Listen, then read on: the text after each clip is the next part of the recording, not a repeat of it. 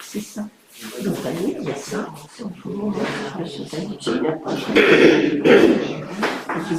J'ai beaucoup de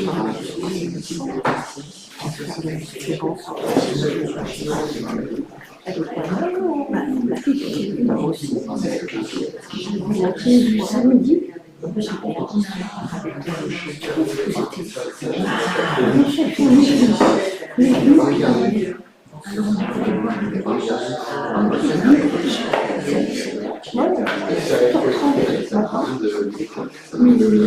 Je m'étais trompée.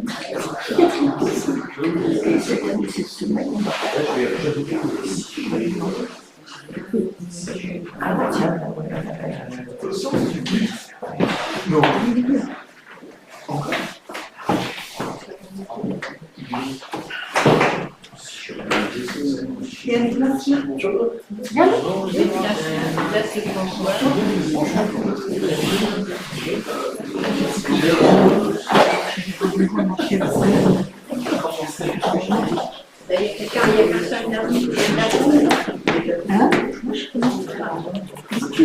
Bonjour à tous et à toutes, chers internautes. Je vais laisser quelques instants vous installer. Merci Jean David à la techno. Pensée émue pour Bernard. Alors aujourd'hui c'est un thème un peu plus sérieux. On va essayer d'en parler différemment parce que beaucoup a été écrit sur ce thème, les laazim, ces glosses françaises qui dévoilent au final une sorte de lien presque intime entre la langue, le français et l'exégèse, à un tel point qu'un rabbin contemporain qui était longtemps rabbin à Strasbourg, grand rabbin à Strasbourg, rabbin Veil, a produit au final 3 ouvrages avec tous 3 au final un thème, un angle et un titre aussi et surtout. C'est le titre que je lui ai emprunté, quand Rachi parlait français ou parle français au présent, parce qu'au final il parle toujours, il écrit, et à nous de le faire parler. Je vais vous dire les choses plutôt simplement. Lire Rachi, ce n'est pas toujours confortable. On ouvre le livre, ou bien la tablette aujourd'hui, on avance tranquillement dans l'étude, et puis parfois on bute un mot, une expression, quelque chose qui ne passe pas. Alors on sollicite Rachi dans un premier temps. Et là tout d'un coup, assez souvent, mais pas trop souvent aussi, au milieu de l'hébreu, de l'araméen, puisque le commentaire de Rachi est écrit en hébreu, dans la langue parlée du Talmud, donc c'est un mélange d'hébreu et d'araméen, qui n'a rien à voir avec l'hébreu moderne, aujourd'hui parlé depuis qu'un homme a cristallisé académiquement cette langue, Eliezer Ben Yehuda. Au milieu de l'hébreu, au milieu du commentaire de Rachi apparaît un mot étrange. C'est pas de l'hébreu, c'est pas vraiment autre chose. C'est en fait un mot en ancien français, ou plutôt, devrais-je dire, en champenois médiéval. Ce mot est écrit avec des lettres hébraïques. Quelques apostrophes, normalement 2, c'est ce qu'on appelle un laz. Et c'est indiqué sous cette forme, le mot, et puis assez souvent, presque systématiquement, ce petit mot qui suit, toujours 2 apostrophes, Belaz, littéralement en langue étrangère. Mais au final, ça veut dire plein d'autres choses. À ce moment précis, il se passe quelque chose de très concret, soit on le reconnaît, soit la sonorité, la phonétique nous dit quelque chose, comme par exemple, on y reviendra, un des laazim, au pluriel, le pluriel de laz de la lecture de cette semaine, c'est foison. L'idée d'une certaine forme de profusion. On le reconnaît tout de suite, on l'entend. soit on ne le reconnaît pas. Et si on le reconnaît même vaguement, alors le texte respire, nous partage une certaine émotion. Pour illustrer cela, je vais me permettre, encore une fois, je m'en excuse d'avance, déjà la semaine dernière c'était un peu trop, un léger détour personnel. Alors, jamais véritablement pour parler de moi, ça c'est pas du tout intéressant, mais plutôt parce que parfois, une expérience vécue dit mieux les choses qu'un long discours.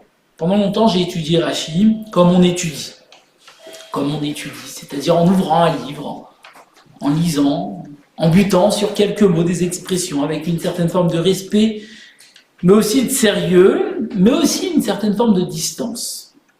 Rachi, c'était Rachi, un commentateur médiéval, une sorte de monument du passé. Et puis un jour, au final assez tardivement en réalité, quelque chose a changé. C'était pendant une période où j'étudiais Rachi à l'étranger, plus ou moins loin de la France, plus ou moins loin de ma langue, puisque je n'étudiais pas en français, loin de ce qui, au final, m'était familier. Et là, en ouvrant, au final, un texte, un jour pas comme un autre, je suis tombé, comme tant d'autres fois, sur un lase, sur un mot en ancien français, en champenois médiéval, rien d'exceptionnel en apparence, c'était assez commun, sauf que cette fois, je n'étais pas chez moi. Et soudain, ce mot a fait quelque chose d'étrange. Il ne m'a pas seulement aidé à comprendre le texte, mais il m'a ramené quelque part. Il m'a ramené quelque part physiquement. Je me suis surpris à ressentir une forme de proximité inattendue avec Rachi. Ce mot-là, au milieu de l'hébreu, en caractère hébraïque, me disait au final quelque chose de très simple. Ce texte, c'est d'où tu viens. Et c'est là que j'ai pris conscience de quelque chose que je n'avais, au final, jamais formulé aussi clairement. Je n'étais pas seulement en train d'étudier un texte juif, j'étais en train de lire un texte juif, talmudique, qui portait en lui une certaine géographie, une langue, une histoire, et d'une certaine manière, une nationalité. Et ce jour-là, en étudiant Rachi, j'ai pris conscience, presque malgré moi, au final, de mon rapport à la France. Pas de politique ou d'idéologique, mais simplement que linguistique. Ce sens de la langue que nous enseigne à l'école, je l'ai au final ressenti non pas en CP ou en CE1, mais en face d'un texte talmudique, plus précisément grâce à l'aide de Rachi. Ce mot en ancien français, écrit, et je le martèle parce que c'est inédit, en lettres hébraïques, qui était au final un point de contact entre plusieurs mondes. Le monde du texte, le monde de Rachi, et peut-être quelque part entre tout cela, le mien. Et c'est là que j'ai compris quelque chose au final de très concret. Le la'az, ce mot-là, en ancien champenois médiéval, ce n'est pas seulement un outil pédagogique, c'est un point d'ancrage. Un endroit où le lecteur ne peut plus faire semblant d'être neutre, parce que tout d'un coup, le texte te parle, quand on est français encore un peu plus, le texte te parle dans une langue qui t'appartient. Et à ce moment-là, au final, tu n'es plus un lecteur abstrait, tu es situé quelque part dans une langue, mais surtout dans une histoire. Et je crois qu'au fond, c'est ça, une des forces de ces laazim, de ces mots en ancien champenois. Ils ne servent pas seulement, même si c'est assez souvent le cas, ou la raison pourquoi Rachi le sollicite, à expliquer un mot difficile, à expliquer un terme hébraïque, biblique, talmudique difficile, mais ils obligent aussi et surtout à se demander parfois, même sans s'en rendre compte, d'où est-ce que je lis, dans quelle langue je pense, et qu'est-ce que j'apporte avec moi lorsque j'ouvre ce livre. Vous savez, maintenant que j'aime bien les livres, lorsqu'ils ne restent surtout pas dans une bibliothèque, mais c'est là surtout que j'aimerais avec vous qu'on soit honnête, en revenant certes à Rachi, mais en posant les choses différemment. Je vous ai promis un peu de différence, parce que c'est un thème où particulièrement sur Rachid, beaucoup a été écrit. On sollicite beaucoup les Laazim comme exemple, comme illustration de qui était Rachid. Donc j'ai voulu faire un peu différemment. Rachid aurait pu faire autrement. Dans son commentaire, il aurait pu faire autrement. Il aurait pu rester en hébreu, en araméen, dans la langue du Talmud.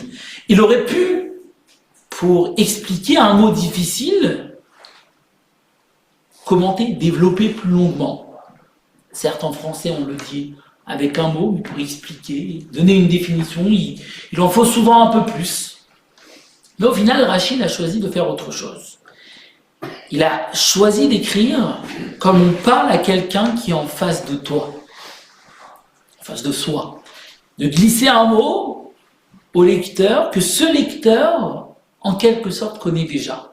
Un mot du quotidien, en quelque sorte un clin d'œil. Et ce geste, il me semble que ça change tout. Parce que soudain, le texte n'est plus simplement au-dessus de nous, il est à côté. Un laz, ce n'est pas une question de définition ou une leçon, c'est une main, en quelque sorte, peut-être métaphorique, posée sur l'épaule. C'est Rachid qui nous dit, sans le dire, « Je sais que là tu bloques, viens, je vais t'aider.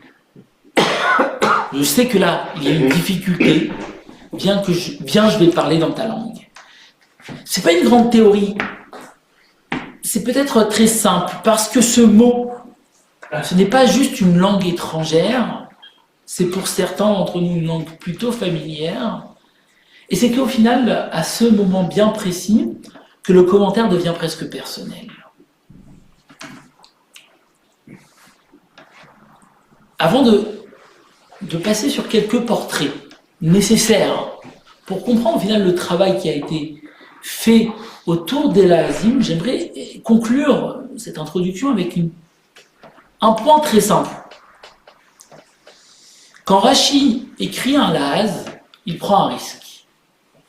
Je ne sais pas si vous prenez les paris de quel risque il écrit, mais il me semble que le risque principal du Laaz, c'est qu'il accepte que son commentaire vieillisse. Il accepte que certains mots ne soient plus compris plus tard. Et on en fait l'expérience aujourd'hui. On va en faire l'expérience aujourd'hui. Alors la vraie question, c'est au final, ce n'est pas tant à quoi servent les Laazim, mais plutôt, qu'est-ce que ça fait de lire un texte qui accepte, qu'est-ce que ça fait de lire un commentateur biblique, talmudique, qui accepte de parler dans la langue de quelques-uns, ou dans la langue du français. Qu'est-ce que ça change dans notre manière de lire le texte? Qu'est-ce que ça change dans notre manière de le comprendre, d'entrer au final dans le texte? Parce que, au final, ce que le Laaz nous enseigne, ce qu'est cette méthodologie de l'ancien champenois sollicité, et je vous ai promis de ne pas parler de chiffres, de plus parler de chiffres, mais c'est assez important au final.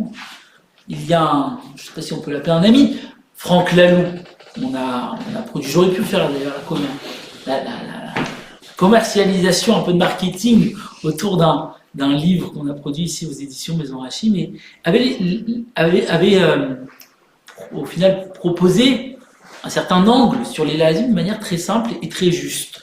Lorsqu'on essaye d'apprendre une nouvelle langue, on nous dit qu'avec 100 mots, on peut commencer à faire nos premières phrases les plus simples, et qu'avec 400 mots, on est rodé. J'ai dû apprendre le yiddish, une langue plutôt compliquée, dans le passé, et on m'a dit 400 mots et c'est fini. 400 mots et tu peux te débrouiller et comprendre. Et la réalité, c'est cela. 400 mots, je ne le parle pas, mais je le comprends plutôt mal. Et en fait, si on essaye de quantifier numériquement l'apport de Rachid en termes de Laaz, on a 3, 4, 5 fois 400 mots. Donc grâce à Rachid, on peut apprendre, comprendre le champenois médiéval et plutôt parler au final de la langue de Rachid. Ce qui est assez au final rassurant.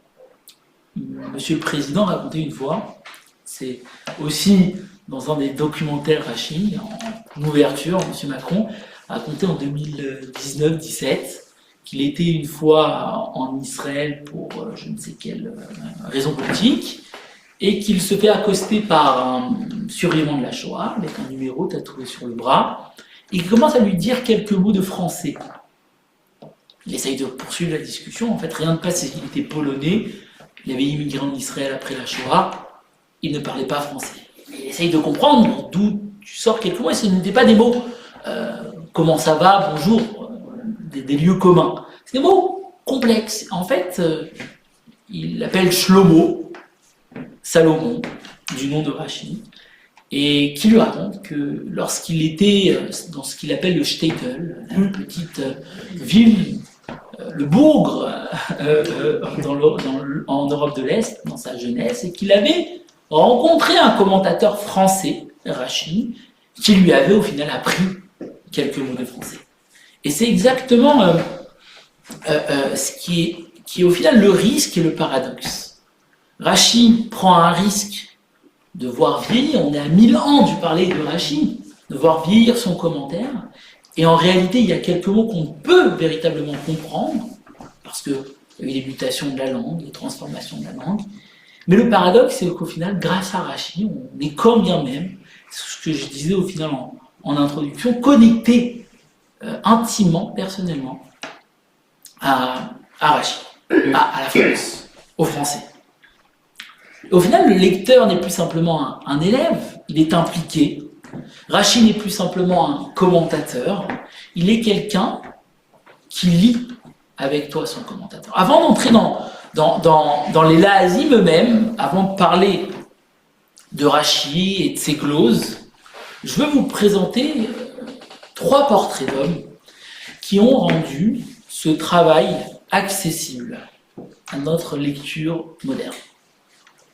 3 hommes assez intéressants, pas fondamentalement chronologiquement, il y a une certaine logique que vous comprendrez peut-être. En tout cas, c'est pas logique. Elle est parfois subjective, je l'assume. Le premier portrait, c'est un homme qui est né le 11 juillet 1920, à Mulhouse, en Alsace. Son nom à l'état civil, c'était Paul Moïse Klein. K-L-E-I-N. Ce nom, il ne le gardera pas toute sa vie. Et ce n'est pas un détail anodin. Ce nom de famille, Klein, il le changera, c'est une autre histoire. Il vient d'une famille juive française, profondément enracinée dans l'histoire de la région. Son arrière-grand-père était grand rabbin du Haut-Rhin, son père avocat. La culture, l'étude, la tradition juive faisaient partie au final de son quotidien. Il fait ses études à Strasbourg, obtient une licence de lettres, entre à l'école des Chartes en 1938, ce qui est déjà, pour l'époque, une certaine trajectoire intellectuelle exigeante, mais en 1938, il se passe quelque chose d'autre et pas des moindres, la guerre éclate.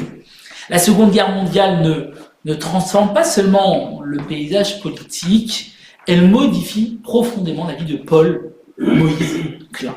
La France n'est plus ce qu'il appelle son chez-lui.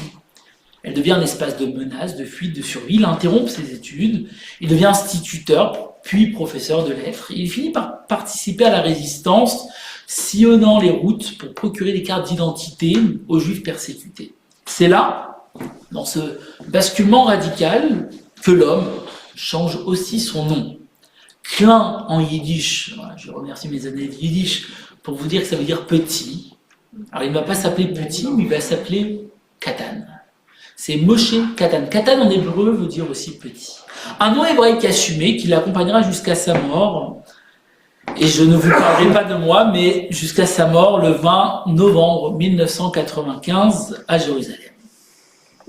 Ce qui est important ici, et qui va nous servir, c'est que ce n'est pas un récit héroïque, c'est une trajectoire intellectuelle et linguistique claire, un français de culture classique, je pense, que on peut définir de cette manière, profondément formé à la langue et à la littérature, confronté aux réalités du XXe siècle, qui choisit, dans la deuxième partie de sa vie, d'investir sa vie dans les textes juifs. Après la guerre, il s'installe en Israël, juste après, il devient bibliothécaire principal à la BN, Bibliothèque nationale universitaire de Jérusalem, et c'est là dans ce contexte académique au final, mais plutôt pratique, qu'il publie l'œuvre pour laquelle nous le citons aujourd'hui, le recueil des Laazim.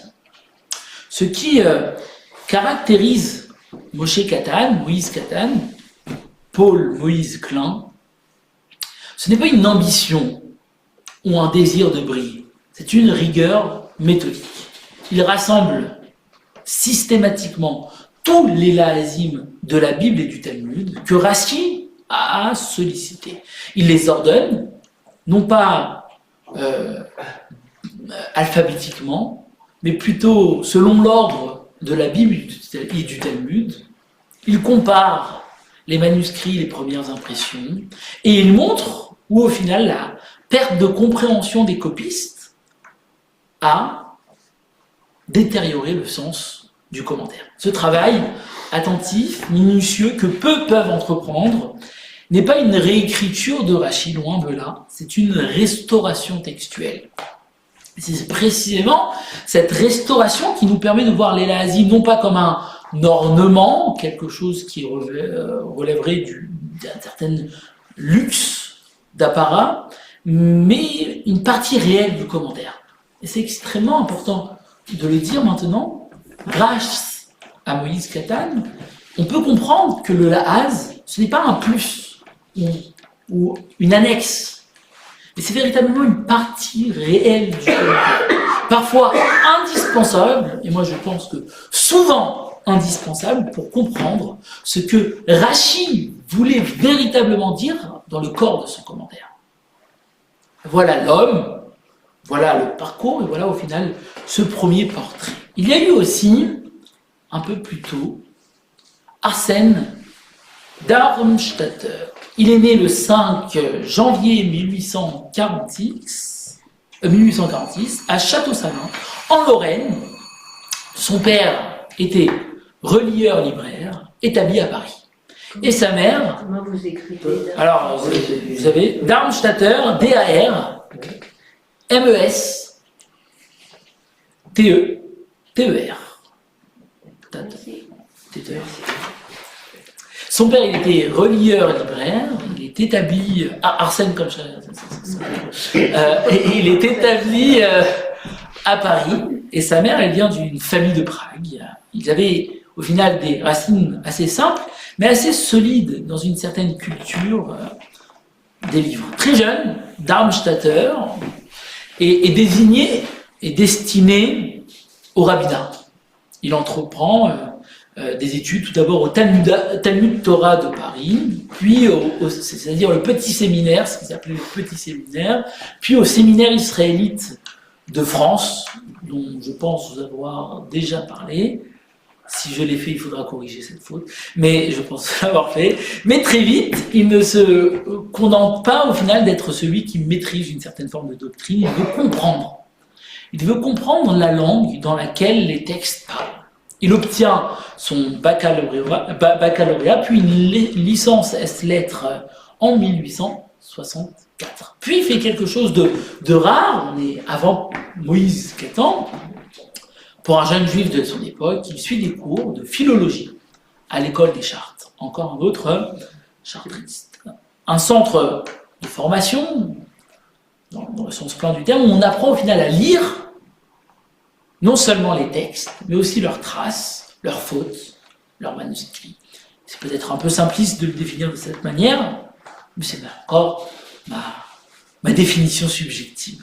Ensuite, il continue à creuser au final ce sillon. Il devient élève à l'école pratique des hautes études. Il soutient un doctorat S-lettres en 1877.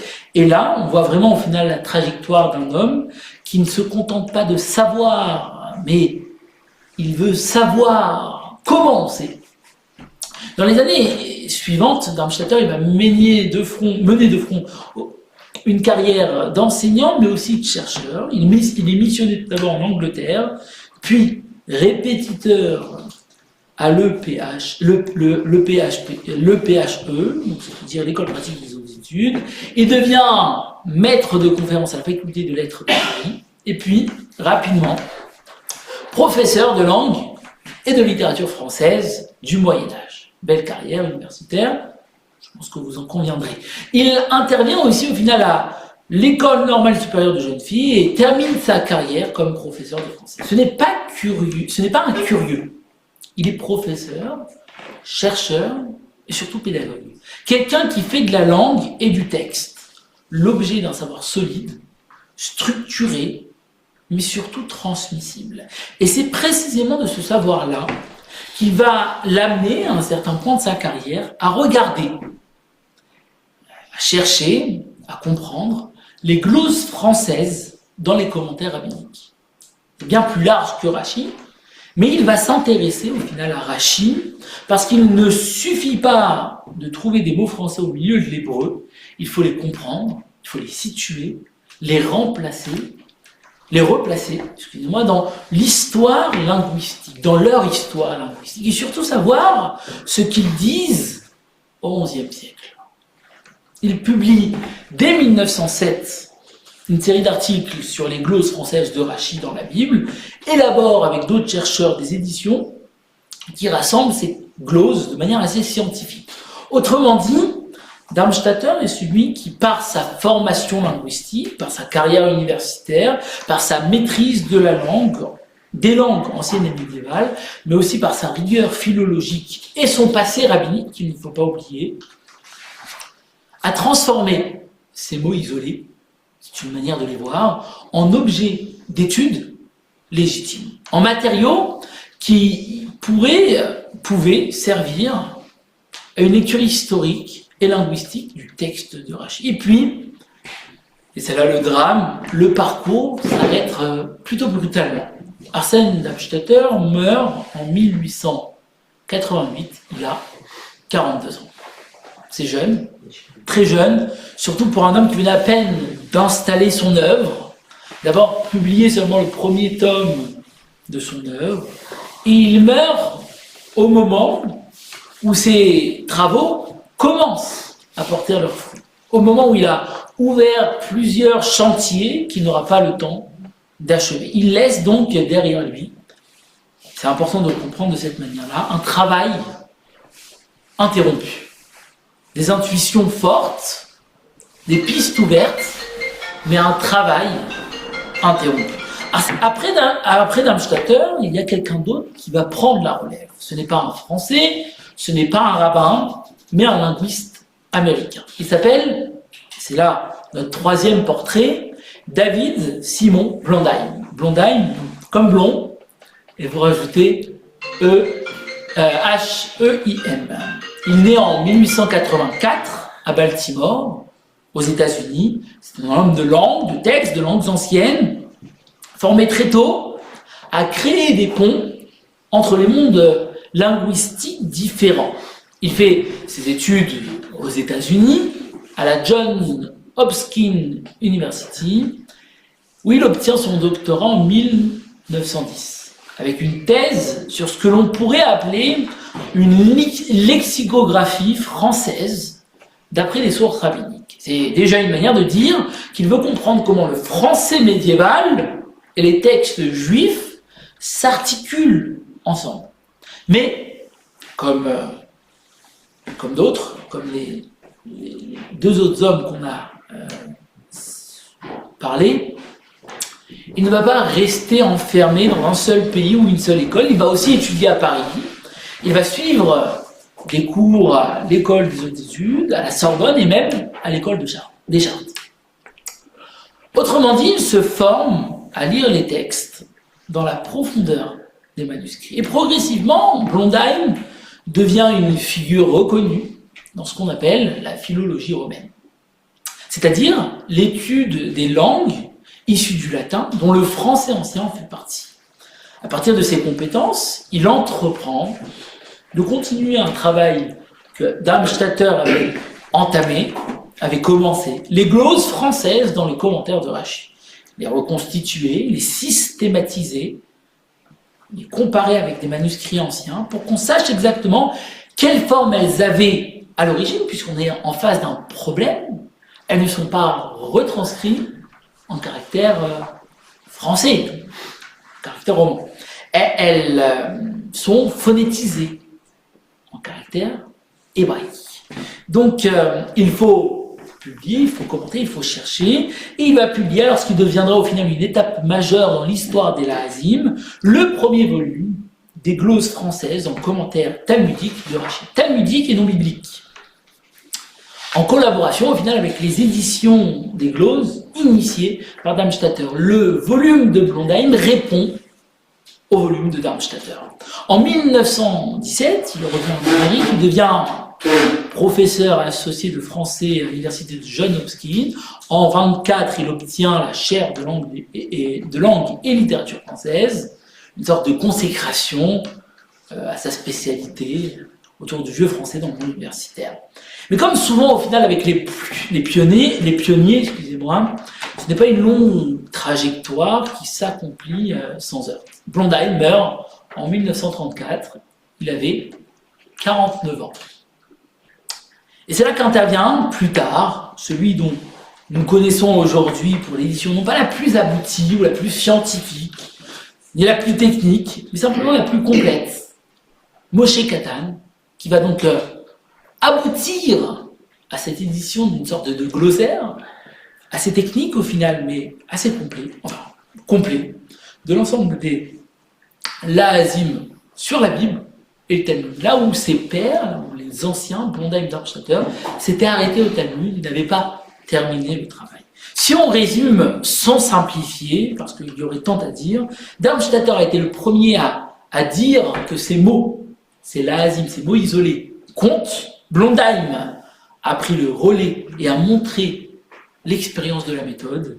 Et enfin, Moshe Katan, bien plus tard, dira « Maintenant, on va les rendre lisibles, accessibles pour le lecteur, et on va donc produire un outil, une sorte d'index, de recueil. » Et c'est ce qu'il a fait. Mais à ce stade, une question très simple se pose. Qu'est-ce que ça change quand on lit réellement Rashi?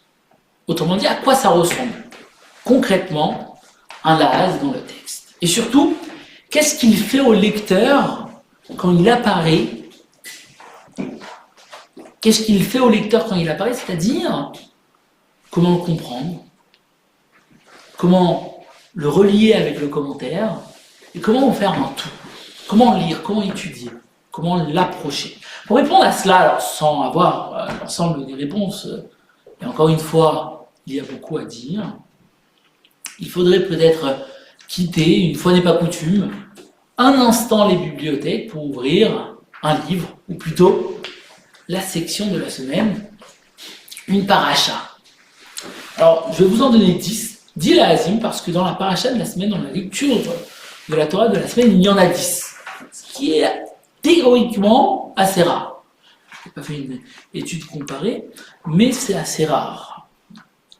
Alors, pas pour analyser longuement les 10, ça serait peut-être trop long, rébarbatif et pas assez intéressant, quoique chacun a sa définition très subjective de ce qui l'intéresse ou pas, sans juger, mais plutôt pour vous faire ressentir une certaine forme de méthode, de geste.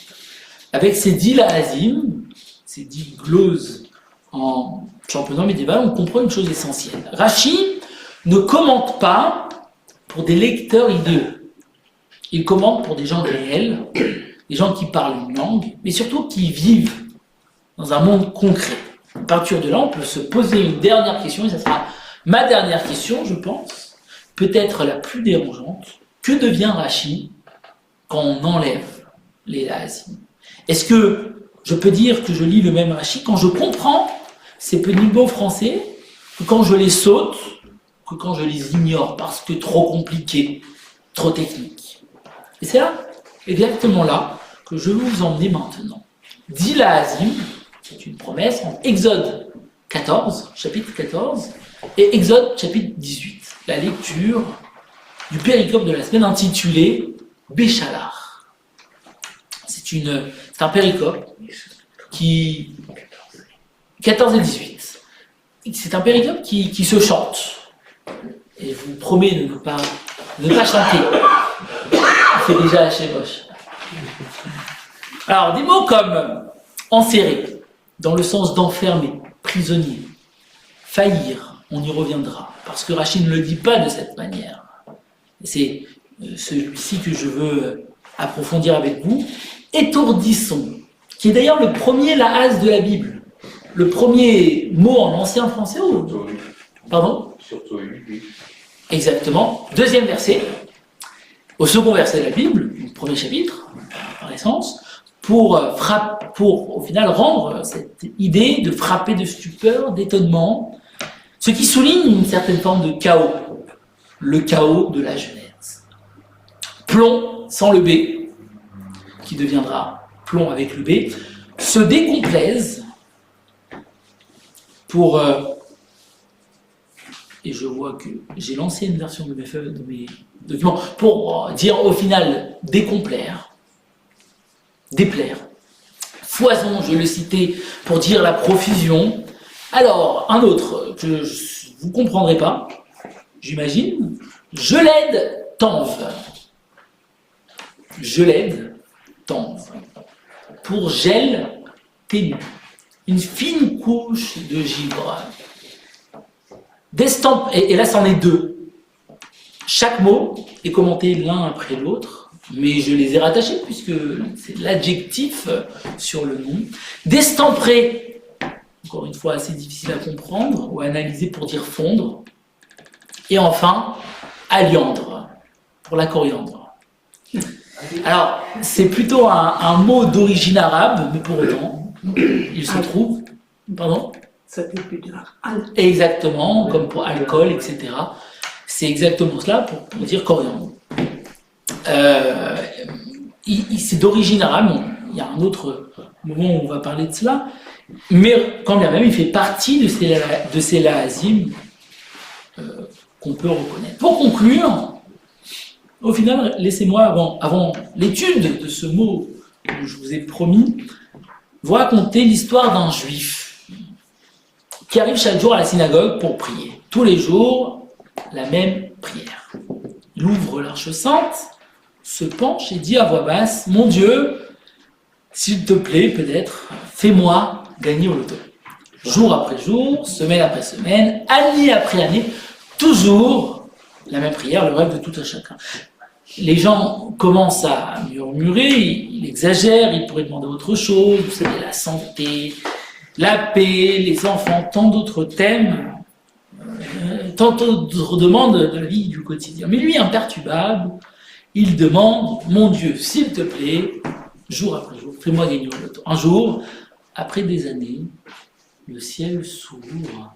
Une petite voix descend, puissante mais légèrement agacée. Mon fils, je veux bien t'aider, mais fais au moins une chose.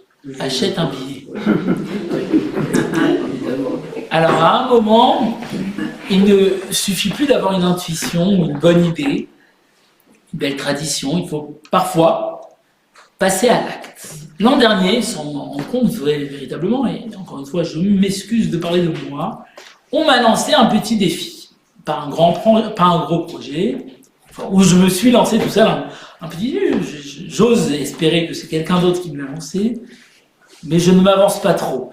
Pas d'ambition, juste une petite idée simple, prendre les laazim, cette matière, un par un, les faire vivre, les partager, parce que je partageais déjà à propos de Rachi, mais au final les sortir du livre, et j'ai commencé modestement à enrichir mes WhatsApp hebdomadaires, et désolé pour tout celui que j'harcèle, parce que parfois il y a ce côté, un laaz après l'autre, et puis semaine après semaine, il s'est passé quelque chose sans véritablement avoir le plan de stratégie, ça a pris forme.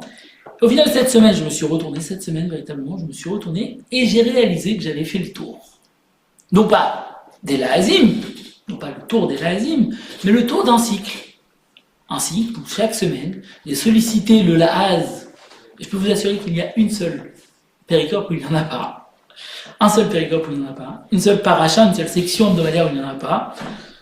Et j'ai sollicité le texte prophétique qu'on lisait la semaine, un petit hasard du calendrier au final, et j'ai fait le tour du cycle. Alors l'année dernière, j'avais commenté Foison, et cette année, je me permets avec vous de vous proposer quelque chose de très simple, une avant-première, de ce que j'appelle maintenant le Laz de la semaine. Alors celui-ci mérite qu'on s'y arrête un peu plus longtemps, et je ne l'ai pas fait l'année dernière pour ne pas décourager la lecture, ça aurait été un peu plus compliqué. Parce qu'en réalité, il est véritablement un peu plus complexe. Il est rare, c'est un mot rare. Il est sans doute le Laz, ou les Laz, puisqu'il y a plusieurs mots, le plus long que Rachi n'ait jamais écrit. Et surtout, il dit, comme d'habitude, quelque chose de très concret, de très humain. Il existe des paroles de plainte, qui sont en réalité des paroles de peur. Une peur subtile, mais une peur qui dit en quelque sorte d'avoir peur de ne pas savoir comment tout finit. Quand le peuple s'adresse à Moïse, au moment critique de la sortie d'Égypte, c'est le contexte, il ne se plaint pas seulement du désert qui arrive, il met des mots sur une angoisse un petit peu plus profonde, celle de quitter un monde où même la fin était prévue. La question est donc très concrète, sommes-nous capables de vivre sans que tout soit déjà écrit jusqu'à la dernière étape? Le verset dit la chose suivante au chapitre 14 de l'Exode, verset 11. Ils dirent à Moïse, plutôt qu'ils se plaignèrent à Moïse, est-ce que parce qu'il n'y avait pas assez de thon en Égypte, que tu nous as emmenés mourir dans le désert? Les Hébreux se retrouvent dans le désert, en face de la mer, accolés dans une certaine forme d'angoisse parce que les Égyptiens arrivent derrière à tout va. À droite, le désert et tout ce que ça implique. À gauche, le désert et tout ce que ça implique. Et ils se retrouvent dans une certaine forme d'angoisse. Le verset continue. Qu'est-ce que tu nous as fait en nous faisant sortir d'Égypte? Ils remettent en question leur liberté toute neuve. Le verset est étrange. Il accumule les négations et Rachi s'y arrête. Regardez ce que Rachi commente sur les mots suivants. Est-ce par défaut qu'il n'y aurait pas assez de thon en Égypte que tu veuilles nous faire sortir d'Égypte? Et puis il explique le sens simple. Et là il ajoute un laz, pas habituel, assez rare, on l'a dit, en champenois médiéval. Si pour faïence de noms fausses. Si pour faïence de noms fausses. 6 mots. Ce n'est pas un mot technique ou des mots techniques, c'est pas une illustration rapide, c'est une phrase entière. Comme si Rachi avait besoin de temps pour faire entendre ce que le peuple est véritablement en train de dire. Parce que faïence ici, ce n'est pas un manque de matériel, ce n'est pas une défaillance d'un système. Est-ce qu'il manquait quelque chose? Est-ce que même la fin n'était pas garantie? Est-ce que quitter l'Égypte, c'était quitter un monde où tout était prévu? L'Égypte n'est pas décrite ici seulement comme un lieu d'esclavage. C'est un monde fermé. Sémantiquement, c'est ce que cela veut dire. Un pays de frontières. Un monde fermé, mais structuré. Chacun y avait une place, un rôle, un avenir, et même une tombe. Ce n'était pas une ville libre, mais c'était une ville délimitée. Et au final, ça rassure. Le désert, lui, n'a pas encore de tombe. Pas parce qu'il est plus dangereux ou moins dangereux, parce qu'il est ouvert, parce qu'il est accessible, parce qu'il appartient à tout le monde. Mais il appartient surtout à son futur, à ce qu'on désire y faire. Dans le désert, rien n'est encore figé, rien n'est encore scellé, la fin n'est pas écrite. Et c'est précisément pour cela que les Hébreux, face au désert, ont peur. À travers, au final, ce laz, Rachi nous fait entendre quelque chose. Sortir d'Égypte, ce n'est pas entrer dans le chaos, c'est accepter de vivre dans un monde où l'on ne sait pas encore comment tout va finir. Ce n'est pas un défaut, c'est une chance, une opportunité, car il y a des moments dans la vie où le signe que l'on avance n'est pas compatible tout le temps avec une certaine forme de sécurité absolue. C'est justement l'absence d'un cadre définitif, quand tout n'est pas encore fermé, quand la fin n'est pas écrite, quand le prochain pas n'est pas encore inscrit, que l'on peut parler de liberté.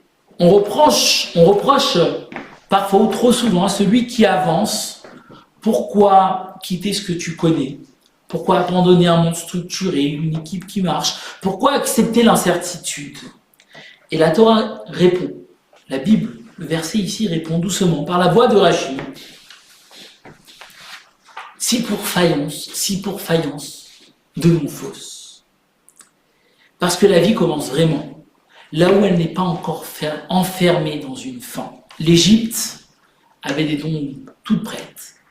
Le désert avait de la place pour vivre, pour avancer, pas par manque de sécurité, mais au final, refuser que tout soit déjà terminé. Merci à vous. Avec plaisir pour les questions. J'ai un peu dépassé. C'est l'exode de soi. C'est l'exode de soi. C'est essayer de comprendre que le futur n'est pas un danger, Oui. que ne pas savoir, ne pas pouvoir maîtriser, ne pas vouloir maîtriser n'est pas dangereux. Mais au contraire, l'opportunité, la chance d'écrire et d'être dans une certaine forme de liberté. Des questions? Bien sûr. Oui. Vous avez posé la question, monsieur Hanin, qu'est-ce que deviendrait Rachi s'il avait pas la Hazim?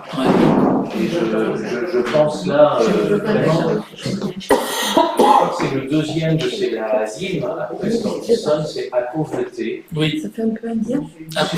Sur le verset, les rois Elohim, les Rarefet al-Pene Hamayim, donc l'esprit de Dieu planait à la surface des eaux, et ce planer à la surface des eaux, Rashi prend une comparaison et il dit, alors il explique évidemment d'abord, et puis il éprouve le besoin de rajouter, c'est comme une colombe qui vient et qui plane au-dessus de son lit à pauvreté.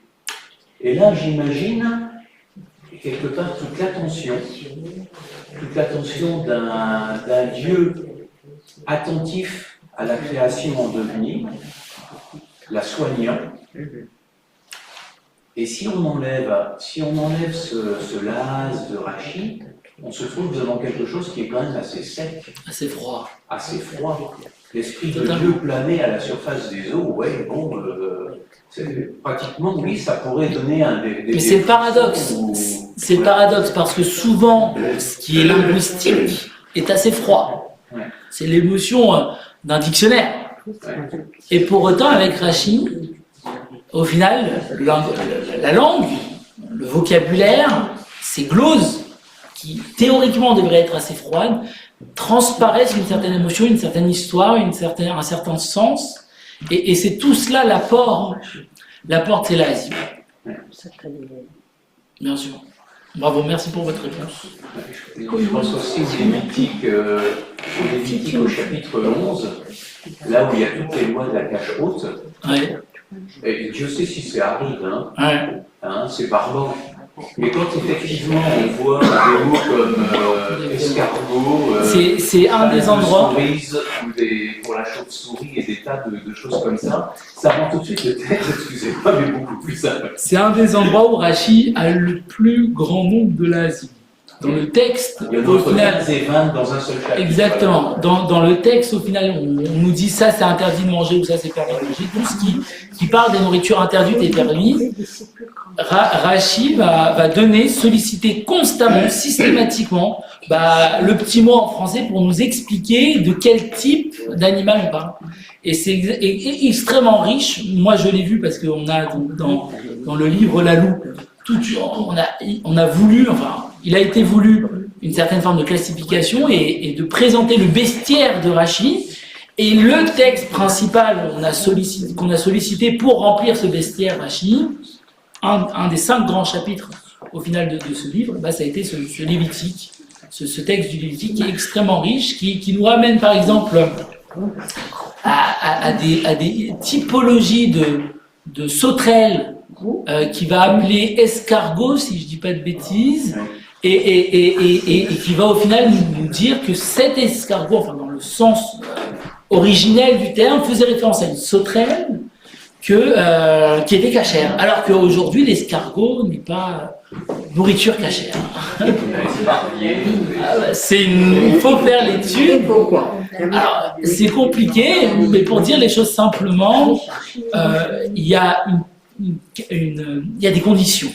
Le poisson cachère, c'est le poisson qui a des écailles et des nageoires. La viande cachère, c'est l'animal qui rumine, qui a le fondu. Et les oiseaux, selon les espèces ciblées.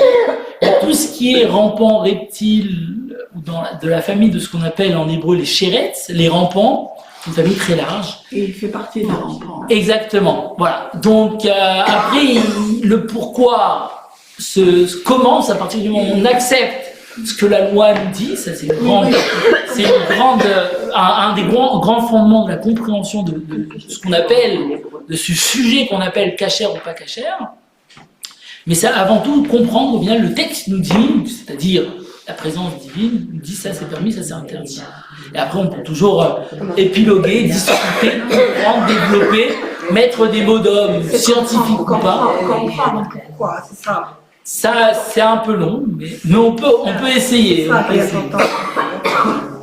Et comment ça a été décidé que...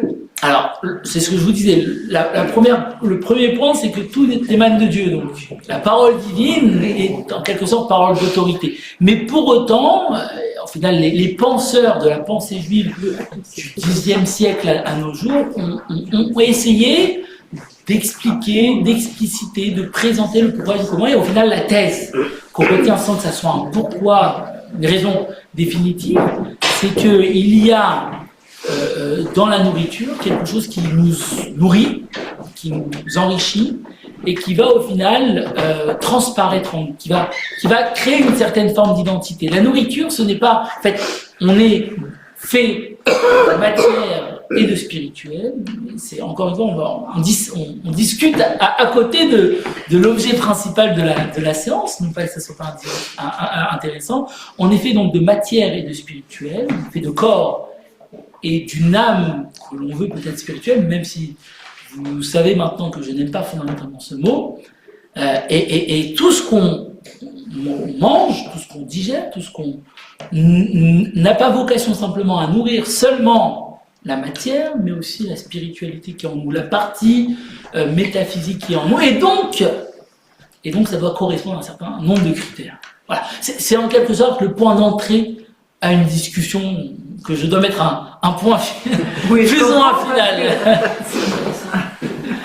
Mais bien sûr, il faut en parler, il faut en discuter, il faut juste s'intéresser à essayer de comprendre. Ce n'est pas parce qu'on nous dit, c'est comme dans un régime en quelque sorte.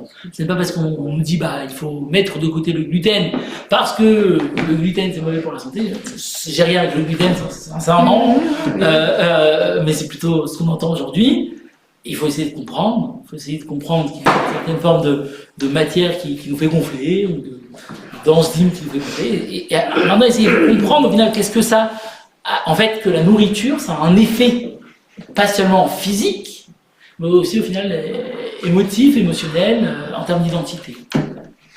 C'est compliqué parce que la nourriture, c'est une identité, mais en France, il y a plusieurs régions qui ont une identité par rapport à la nourriture. Il y en a qui consomment telle chose en Bretagne ou à Marseille ou autre. Et donc, il y a une identité, mais à partir de là, on devient... Il faut creuser, On est tous vraiment, alors, séparés. Il y a le sectarisme, il y a... C'est pas parce que je n'ai jamais goûté à la galette normande que j'aime pas les Bretons. Je sais pas si c'est bien, mais voilà, vous comprenez ce que je veux dire. En quelque sorte, il faut être curieux, il faut aimer et tolérant, mais ça doit pas être une barrière. Ça ne doit pas être une barrière. Enfin, je pense. Monsieur Margène. Est-ce que d'autres commentateurs, avant ou après Rachid, ont utilisé des mots de leur langue dans leurs commentaires? Il y en a d'autres. Ah oui. mais c'est beaucoup moins systématique. En fait, il y a un manuscrit qu'on appelle le manuscrit de Lipschitz, Leipzig, ouais. qui va recenser, etc. C'est beaucoup moins systématique J'ai raté. et au final, ça a beaucoup moins de rayonnement Et en fait, parce que Rashi est le commentateur systématique de la Bible. le maître du calque. La Maïmonide a utilisé l'espagnol. Alors Maïmonide fait autre chose. Maïmonide fait autre chose. Il écrit son commentaire en arabe. Oui. Donc, Oui, mais donc en soi, c'est Oui, peut-être une certaine Ah forme oui, de l'art. tout en arabe. Tout en arabe. Ah oui, d'accord. Oui, Maïmonide, un peu plus tard, Ah oui. bah lui, à l'instar de Rashi, au final, sentir le besoin de communiquer son commentaire en arabe pour le rendre accessible à l'instar de Donc, Rashi. alors c'est de l'arabe médiéval alors. Oui. L'arabe a évolué, je pense. Ah oui, oui, bien sûr, et c'est la raison pour laquelle, au final, la traduction de Maïmonide, enfin, les traductions qui vont faire passer Maïmonide à l'hébreu sont des traductions par des grands commentateurs, les Tibonides, les grands traducteurs, Ibn Battuta, etc., et d'autres, et au final, qui sont extrêmement riches du point de vue linguistique. Donc il y a plus de mots chez Ah bah, Maïmonide. c'est le commentaire tout entier. Ah oui, d'accord. Mais Maïmonide n'a pas écrit en championnat médiéval. J'en sais rien. Donc un peu moins intéressant pour nous.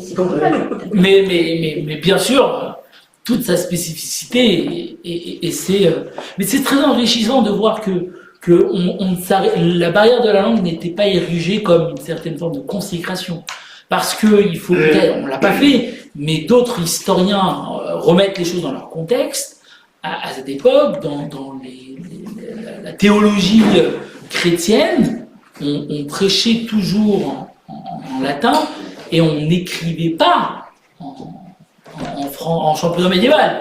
On produisait pas. La langue était sacrée, la langue du culte et tout ce qui est autour. Donc il y a une certaine forme d'innovation à cette époque par Rashi et d'autres. Est-ce qu'il y a un livre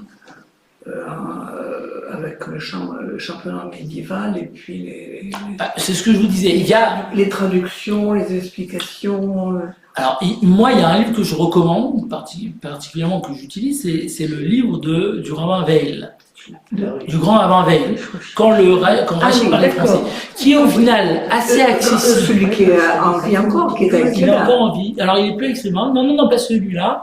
C'est un cousin, j'imagine. Il est en Israël aujourd'hui, il a pris sa retraite, il était rabbin à d'accord, Strasbourg. je les connais, moi. C'est assez accessible. Je l'ai rencontré, moi.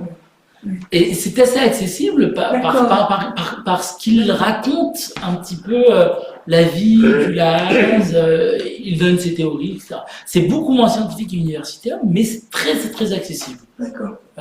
Nous, à la Maison Rachi, on a produit un ouvrage qui a une certaine spécificité, qui n'avait pas vocation à copier quoi que ce soit, qui aussi raconte la vie, plus ou moins, de 100 Larazim, qui illustre, etc.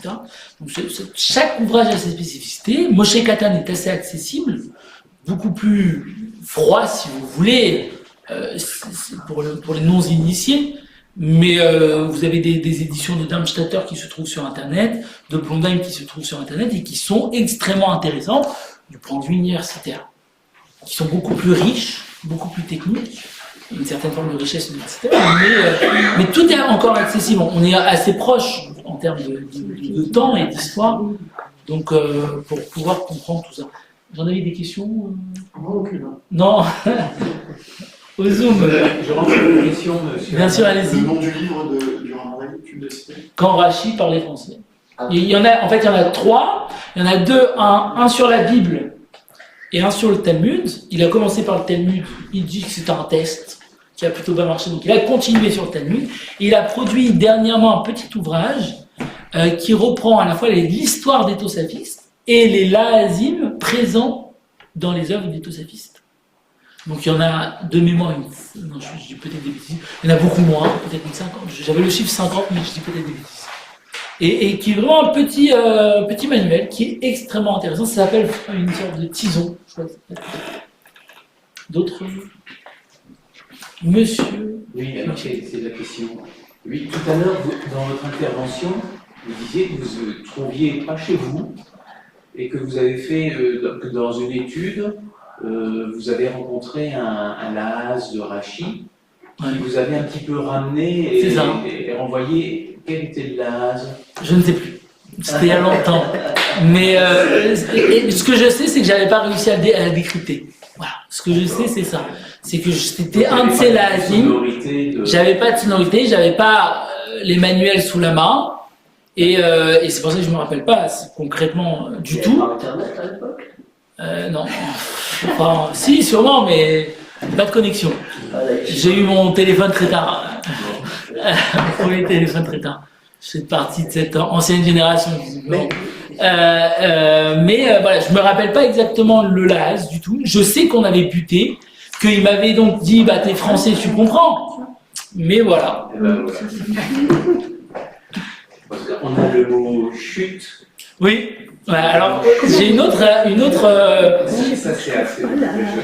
Mais j'ai une autre petite histoire sur chute parce que c'est la première de couverture du livre Lalou qu'on a intitulé Quel est beau ton français? Qu'il est beau ton français. Voilà, on a intitulé Qu'il est beau ton français, Rachid. Et le premier de couverture, c'est ce qu'il appelle une sorte d'hologramme. Je sais plus, par un terme compliqué et technique, de Lalou, de Franck Lalou. Et c'est donc chute, qu'on lirait presque shit, mais c'est une autre histoire.